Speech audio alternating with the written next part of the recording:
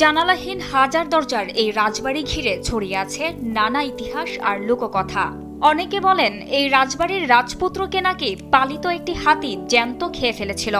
আবার শোনা যায় এই বাড়ি নির্মাণ করা হয়েছিল মেয়ের বিয়েতে যৌতুক দেওয়ার জন্য। রাজার ছেলে ওই 14 দিন বয়স, ওই তার পালিত হাতি নাকি রাজার ছেলেকে খেয়ে ফেলছিল।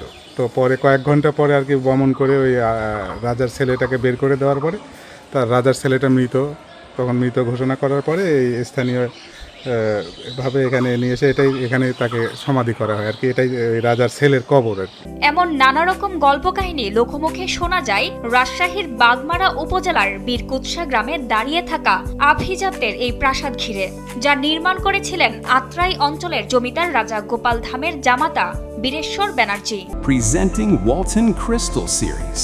Switch to premium. Switch to Crystal. ইতিহাস থেকে জানা যায় রাজা গোপাল ধামের কোনো পুত্র সন্তান ছিল না। তার একমাত্র কন্যা ছিলেন প্রভাতী বালা। জমিদারি কাজের সূত্রে তিনি প্রায়ই দিল্লি যেতেন। সেখানে তার সাথে বীরেশ্বরের সাক্ষাৎ হয়। বীরেশ্বরের আচরণ ও ব্যবহারে মুগ্ধ হয়ে রাজা গোপাল ধাম তাকে সঙ্গে করে আত্রায়ে নিয়ে আসেন। পরে ধুমধাম করে নিজের একমাত্র মেয়ে প্রভাতী বালার সঙ্গে তার বিয়ে দেন। বিয়ের সময় যৌতুক হিসেবে নতুন একটি পরগনা সৃষ্টি করা হয়, নাম দেয়া হয় বীরেশ্বরপুর, এবং সেখানে একটি বিশাল প্রাসাদ নির্মাণের জন্য দেওয়া হয় বিপুল অর্থ। এই প্রাসাদটি তৈরি করা হয়েছিল ভারতের পশ্চিমবঙ্গের বিখ্যাত হাজারদুয়ারি প্রাসাদের আদলে। তবে প্রভাতী বালার শর্ত ছিল দুটি প্রাসাদ যেন একেবারে একরকম না হয়। তাই অবশেষে তৈরি করা হয় এক অভিনব স্থাপত্য হাজার দরজার একটি প্রাসাদ, কিন্তু এতে ছিল না কোনো জানালা।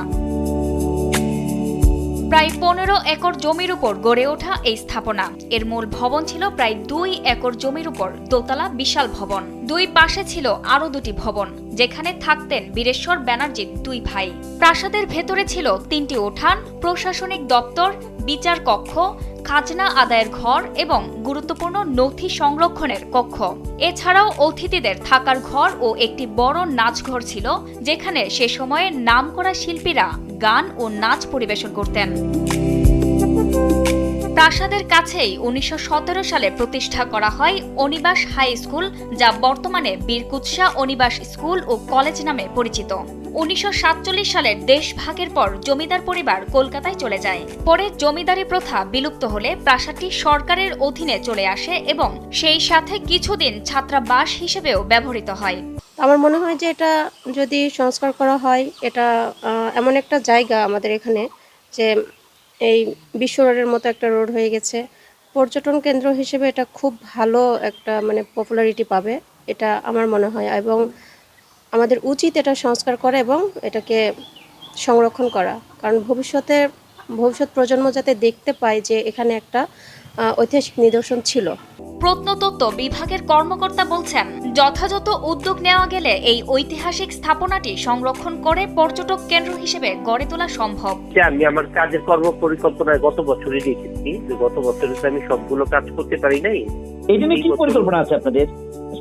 এটা নিয়ে পরিকল্পনা আছে যে সংস্কার করে এটাকে আসলে আগে রক্ষা করা, তারপরে এটা নিয়ে আরো প্ল্যান প্রোগ্রাম থাকতে পারে, প্রদর্শনের ব্যবস্থা, দর্শনার্থী আসার ব্যবস্থাপনা বাড়ানো, এই ধরনের বিভিন্ন রকম প্রোগ্রাম তখন আমরা হাতে নিই এবং সেগুলো করি। ইতিহাস এখনো দাঁড়িয়ে আছে বীরকুৎসার এই প্রাসাদের দেয়ালে। সঠিক সংরক্ষণ হলে বিস্তৃত এই স্থাপনাটি আবারও হয়ে উঠতে পারে ইতিহাস ও পর্যটনের গুরুত্বপূর্ণ ঠিকানা। এরা দেশভাগের সময় চলে যায়, যাওয়ার পরে আবার আসছিল, আমি দেখেছি। আর বড় ছেলেকে আমি দেখেছি, নাম পরিমল।